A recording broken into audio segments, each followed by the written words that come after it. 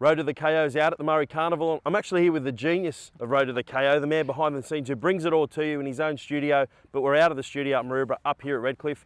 Djuro Sen, we're having a good time, brother. We're having a great time. On the road to the KO means we come to the Murri Carnival first. And I've got to say, I really love the Murri Carnival, and I like the fact that it's different because it's not a knockout to start with. And we saw some great footy. The teams get to build into the competition. And although the women's final was a bit of a blowout that I had a pleasure to call, we saw some amazing talent. You know, you still get to see good footy, and that's what I was happy about. Yeah, and even in the men's competition, they play 6 games with the knockout stage in the Koori Knockout. Up here to win it, you've got to play 7 games. So it is pretty tough. They reduce the game times in the semis and the men's final, but still it's pretty hectic and it's a bit warmer up here at the moment. Certainly. However, they had a bit of rain early in the week, and the Dolphins, this field, if you get to Queensland, it's worth a visit to Redcliffe because it's a great spot. Yeah.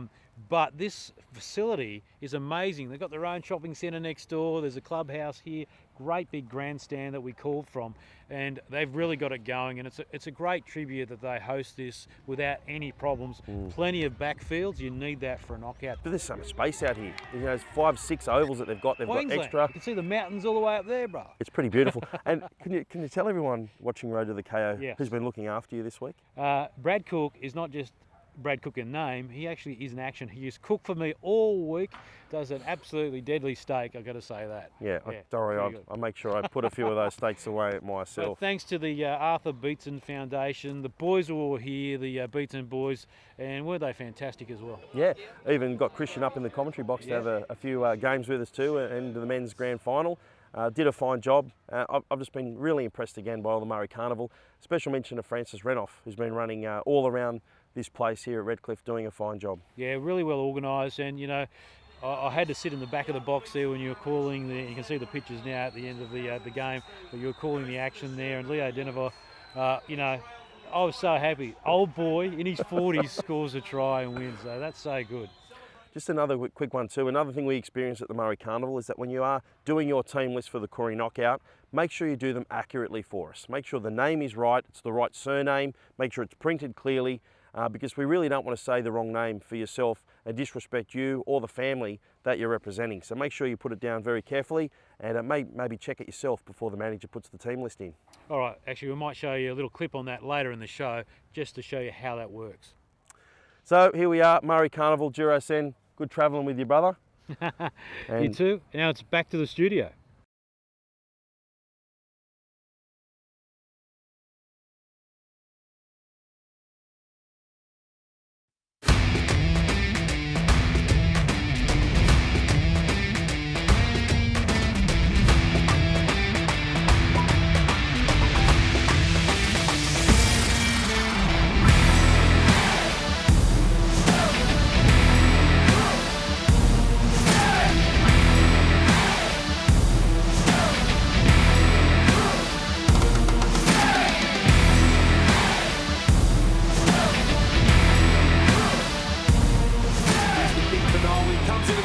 He's got enough on it. It's going to the post. It's gone over. Can you believe it? They've sent it into goal to play in extra time.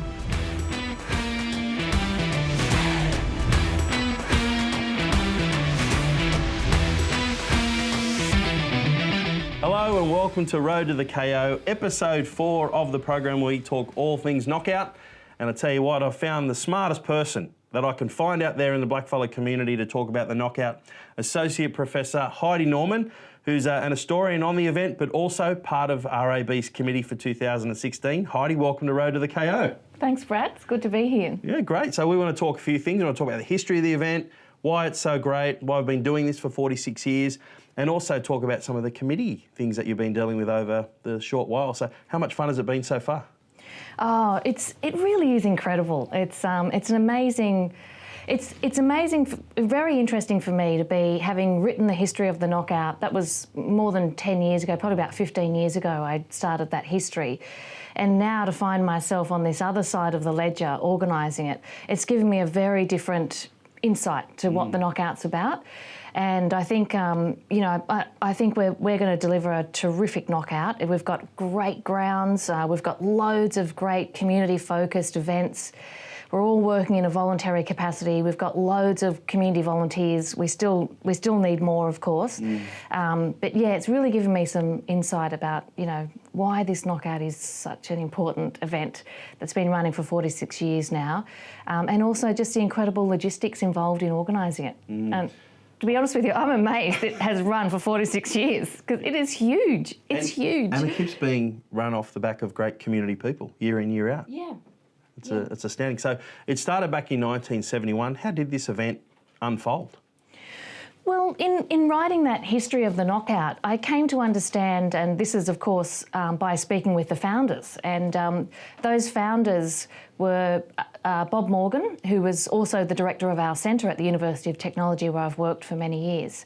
Bob Morgan, Dan Rose, Bill Kennedy, or Jeep as he's known, with connections to Walgett, and then also Vic Wright, Bill Smith, who have connections back to Kempsey, and the late George Jackson, who was living here in Sydney at the time. And they all shared networks. And my understanding is that one of the big things those men shared was that they were part of that mass migration to the inner city, to South Sydney, to the Redfern area in the late 60s and early 70s.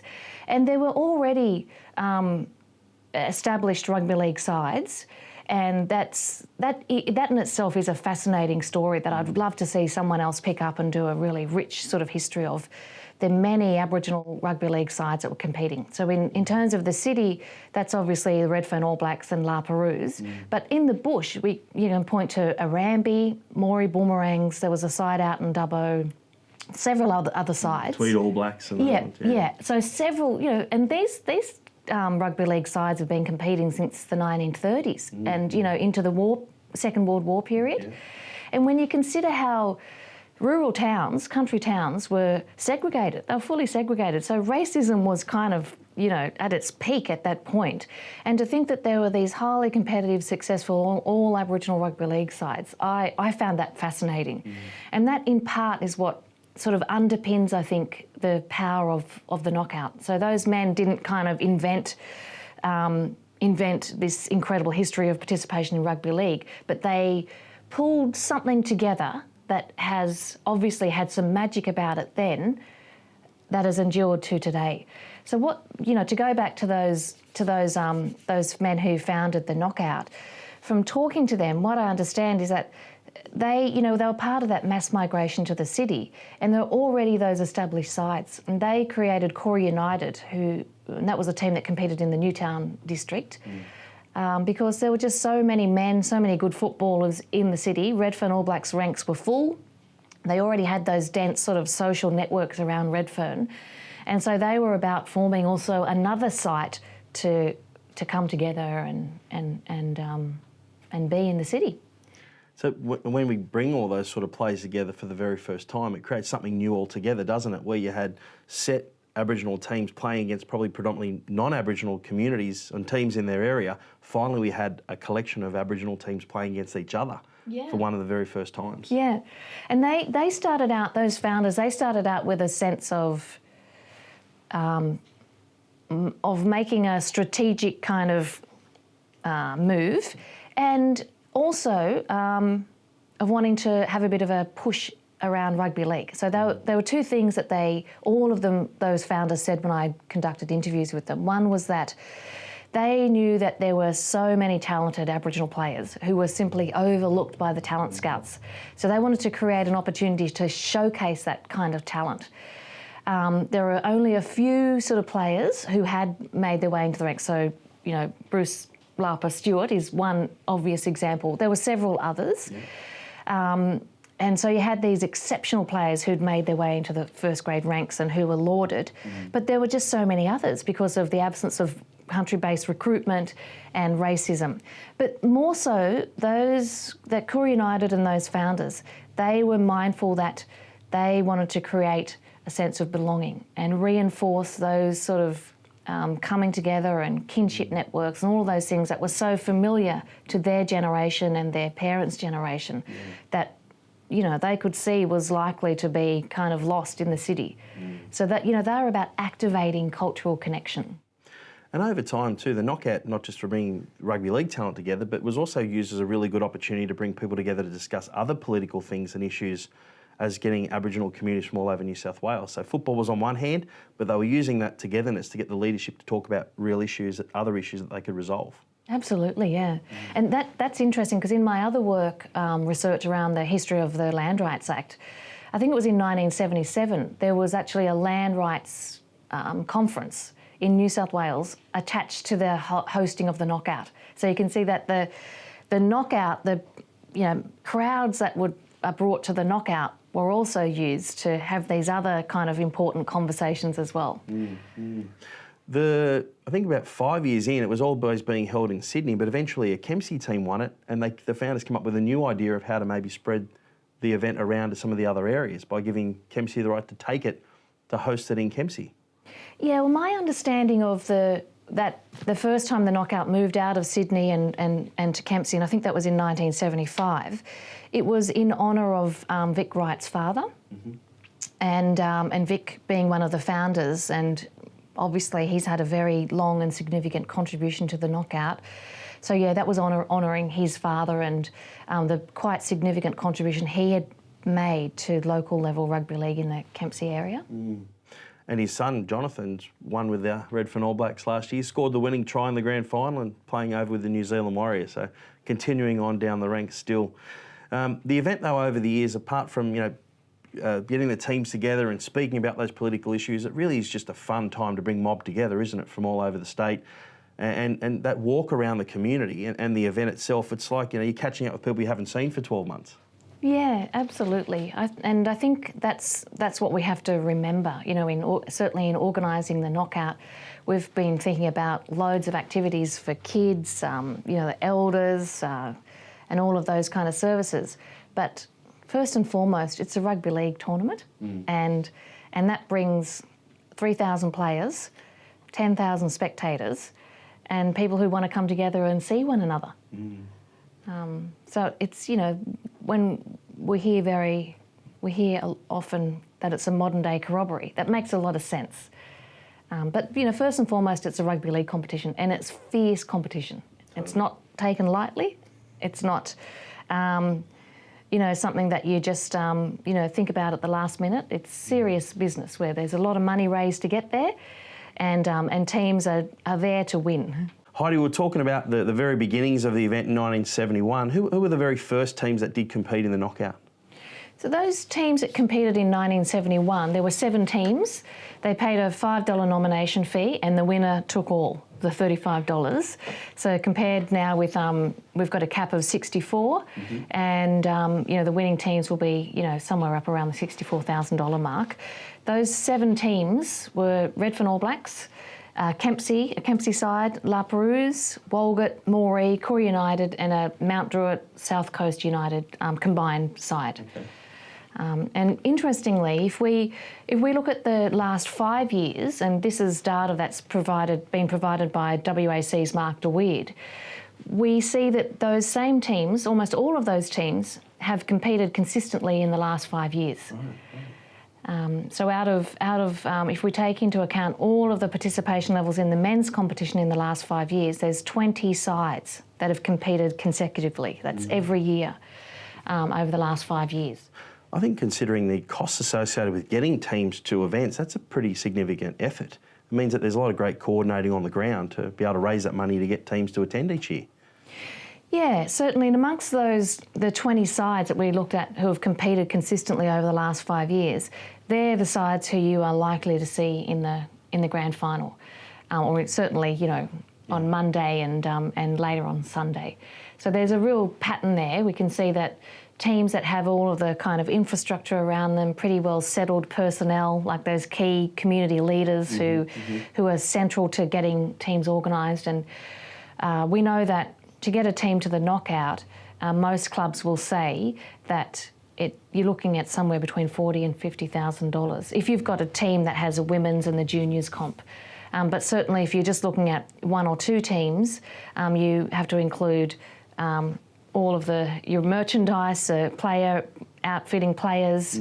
That's never limited just to jersey, shorts and socks. Generally that would be a bag and, a jumper, Yeah. training singlet. Caps, you know, it goes on. I know. I've just spent a fortune, by the way, in buying my La Perouse gear for this year.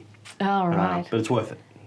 Yeah, of course. And I know Redfern All Blacks, Jo Bostock, who's on our committee, is our merchandise queen. So she, you know, the Redfern All Blacks merchandise is just, it's magnificent. It is. You know. It's phenomenal. Yeah. So, thinking about these teams who have competed over the last 5 years, that consistency, we can see that those teams, we know that they've got really leading community figures around them.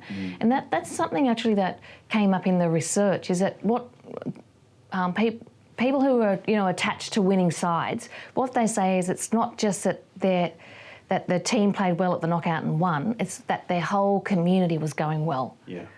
And, I think that's a really fascinating thing, that they'd say that, in doing the research and speaking with community leaders, they say that all of the service organisations were functioning. People were talking to one another. There was a kind of a collective, shared sort of presence in the township. And then that also played out in winning the knockout.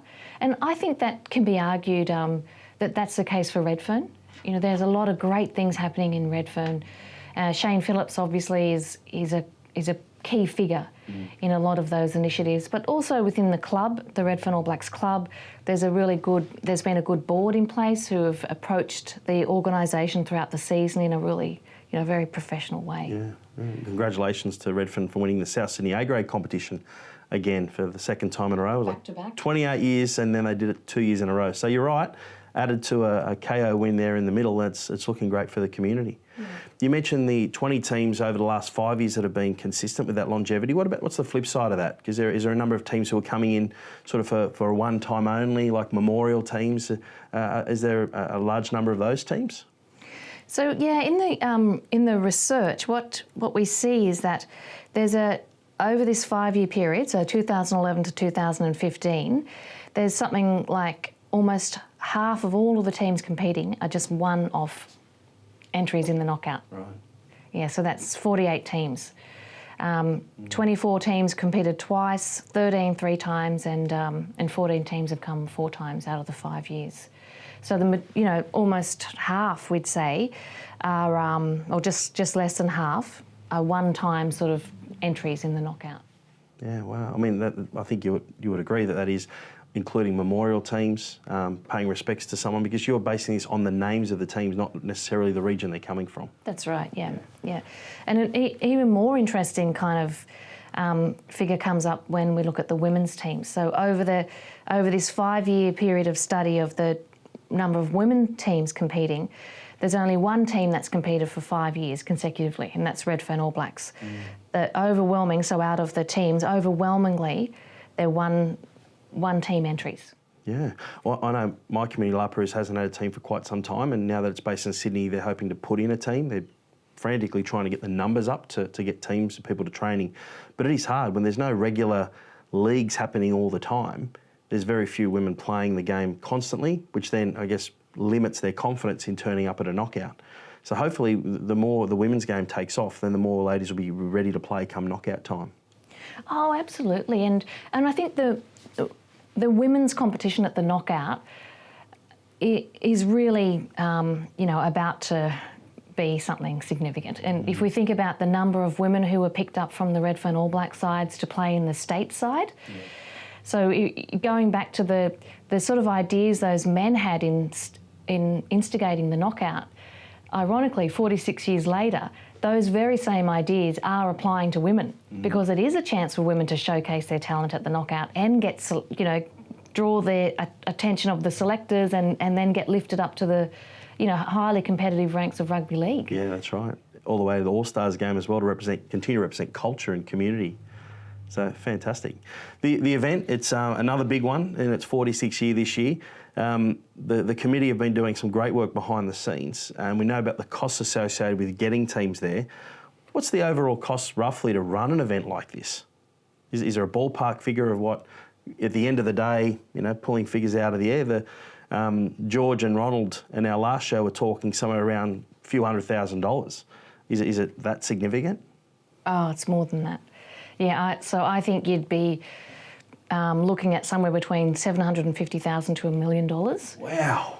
It's a huge event, and I think there's a real tension in a sense, because everybody wants the knockout to be a community event, and it is. It has to be that. And it has to be that not just because that's what is important, but it has to be owned by the community, and it runs on.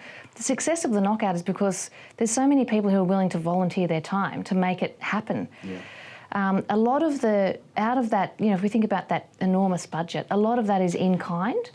But just to give you a bit of an indication, if, in our case, if you start to look at traffic management plan, that's $40,000. Security, $60,000. And then if you add on top of that the cost of grounds, thankfully we've had incredible support from Leichhardt Council, now Inner West Council, in waiving ground fees. And they're helping out with the clean-up service. Great. And a host of other things. They've just been, you couldn't want for a more supportive council. And I know in the past, looking at the history of the knockout, that hasn't always been the case. Some councils have been outright hostile to teams and applying to host the knockout in their towns. So the bill is huge. Then if you take into account medics, refs, and then of course your own team, the bill really ticks up. Wow. Yeah, it's absolutely huge, and we've been lucky to get a lot of in-kind support. So I mentioned from the council, as well as from Country Rugby League, National Rugby League, and New South Wales Rugby League. They've contributed quite a lot of in-kind support, and it's simply the fundraising that will be required to run the event without that in-kind. I just don't even like to think about it. It's pretty crazy. Yeah, we've been lucky to have. We've got a couple of major sponsors on board. The University of Technology, and that's, in my understanding, it's the first time a university has come on board and been a major sponsor of the knockout. So that's a real deal breaker, I think, and I hope they'll continue to be a major sponsor of the knockout for the next few years. The other is a Wellington Aboriginal Community Health Service, and their programs around Quit Be Fit and tackling Indigenous smoking. So those kind of health programs, they're big contributors to the knockout, and it's that sort of sponsorship and that kind of messaging at the knockout that actually makes it possible to run it. There's plenty of other issues that knockouts have had to really endure over time. I remember going to Armidale, the police presence around the community there was really toxic, because even when you went into a bar, just having dinner, police were lining the walls as you were sitting there just trying to socialise, as they were trying to keep a tight rein on almost like what the Kooris were doing in the community. What have you experienced over time? Yeah, it's one of the things. I think it's changed considerably, actually, and I think that the point of change is probably around about 2004, where and how the way I'm making this argument is I did a study. I looked at all of the print media coverage of the knockout. And so you can imagine when the knockout's been held in country towns, up until about 2004, we saw loads of very negative media coverage. And it exactly corroborates what you're saying there, and that is that in the lead up to the knockout, the local print newspapers it's escalating fear. Like in Murri, for instance, at one year it was hosted the knockout hosted in Murri. The council reported they were removing missiles from the main street, so they're pavers, anything that could be picked up and hurled. So they're almost preparing for like Armageddon. And then after the knockout, the story is police congratulate crowd on their good behaviour. Yeah. So patronising and quite often a lot of racism along the way. So in the Murri Champion, for instance, there was a headlines: police congratulate crowd. All of the robbers, housebreakers were busy at the knockout. So it's really extreme kind of coverage in analysing all of that media coverage, what we know is that crime, every incident of crime is attributed to Aboriginal people. Yes. There's incredible fear in the community, and then this kind of relief that their town isn't sort of set fire to or upended or whatever. And the additional flip side of that is they've just made an absolute fortune out of blackfellas being in their town. The economy just quadruples over the course of a weekend, they go, thank you very much, breathe a sigh of relief and then spend the winnings from it all. Yeah, but ironically, in some towns, even where there might be a clear economic interest, right? So places like Nambucca Heads, not now, but this is going back to the mid to late 1990s. We can see that the town itself, this is a tourist town, it relies on visitors, they closed down. All of the shops, the services, the clubs, the pubs, over a long weekend were closed. They closed early. It was a decision by this sort of quasi-government body, calling themselves a Liquor Licence and Public Safety Committee or something like that, completely unrelated to the police, mind you. And they oversaw the kind of closing down of town. So even where there is interest in staying open and reaping a lot of money that people bring to town and are willing to spend, we can see them acting against those interests. So it's quite illogical. So racism kind of transcends any, self-interest or economic interest. Yeah, you can pick and choose which one you prefer to use. Yeah. The other thing that, in looking at all of that media coverage, is that there's two things. One is that, and it supports what you're saying there, a big police presence. And then the police congratulating the crowd afterwards. And, we've all got stories about just staggering levels of police, and not just your regular uniformed police, but TRG and other kind of crisis response teams having a big presence at the knockout. But also hosting teams having to provide a much higher level of security than you think is warranted. Yeah. And that's a significant cost burden, because once you have to put extra security on, and whether it be on grounds or at the venues around town, over the long weekend you've got penalty rates, so that the cost around security is, just jumps through the roof. Yeah, totally. Yeah. What about the other things that people coming from out of town are going to enjoy? There's events happening. There's plenty of things. I know that you've got a partnership happening now with Gadigal, Koori Radio in with an event. I'm trying to avoid that one because it's I'll be too busy working with NITV. I'll see you there. We won't be getting along to any of those events, but Gadigal Radio is a provider of the after games sort of entertainment. Yeah. So that's happening at the Southern Cross Hotel on the Saturday night. And we've got lots of other social events for kids. So there's a Deadly Disco on the Saturday night at NCIE. On the Friday night they've got another, heaps of things happening for kids. But I think you're right. We've had a really great sort of experience. We haven't, in terms of organising this knockout, we haven't encountered that sort of racism or hostility that you might anticipate. But in the past, that has been the case. Just over Norton Street, the banner went up, "Welcome to the Knockout." Fantastic. And that strikes me as an incredible comparison to, say, the print media coverage in Dubbo, what was the Daily Liberal and the Murri Champion, where the arrival of lots of blackfellas to town is referred to as an influx. An influx. Yeah, and that was across all of those newspapers over several years. So I think the idea of us having this welcome to the knockout, it just kind of shows the changed dynamics. Totally. Yeah, because an influx, if you're referred to as an influx, you're not a player, you're not an elite athlete, you're not a sports fan or a spectator. That sort of language is something entirely different. Yeah. It's a beware, here they come. Yeah. But that banner over Norton Street and over Victoria Road, "Welcome to the Knockout," it strikes me as a really great thing. And it's in such a beautiful multicultural area in Leichhardt too, in that inner west area. It's going to be so good to see all the communities come together. Yeah, we really hope to get a lot of people along, a lot of sports fans along.